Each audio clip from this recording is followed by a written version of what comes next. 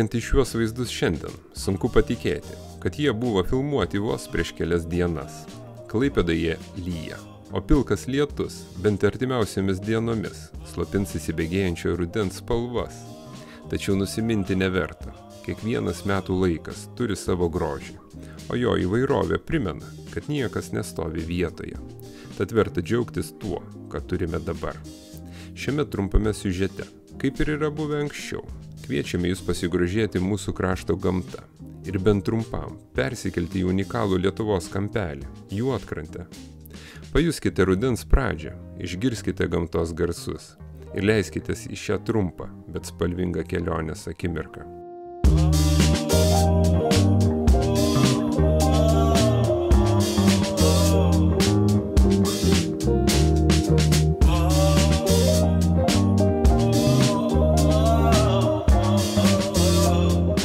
Juodkrantė – žavingas Lietuvos kurortas, Kuršių Nerijoje, garsėjantis ramia gamta, smėlio kopomis ir nuostabiais pušynais.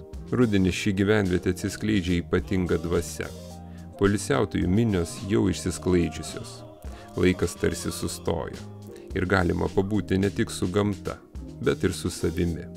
Tai puiki vieta pabėgti nuo miesto šurmulio, pasimėgauti ramybę ir pajusti autentišką Kuršių Nerijos žavesį. Juolab, į šią gyvenvietę iš Klaipėdos smagiausia patekti naujai asfaltuotų dviračio taku. Jo plotis išplėstas iki daugiau nei 3 metrų, tad kelionė tapo saugesnė ir malonesnė. Takas vingiuoja per pušynus, o pačioje Juodkrantėje palei Kuršių marias, atverdamas gražius gamtos vaizdus. Beje, keli įdomus faktai apie Juodkrantę. Ar žinojote, jog ši gyvenvietė pirmą kartą paminėta Kryžiuočių ordino 1429 metų laiške, kuriame aprašyti audros padaryti nuostoliai. Iš pradžių ji buvo įsikūrusi prie Baltijos jūros kranto, apie 2,5 kilometro nuo dabartinės vietos. 17 amžiaus pradžioje, dėl maro ir slenkančių smėlio kopų, grasinančių palaidoti gyvenvietę, ji neteko beveik visų savo gyventojų. O 17 amžiaus 9-ame dešimtmetyje kaimas persikėlė į dabartinę vietą prie Kuršių marių kranto.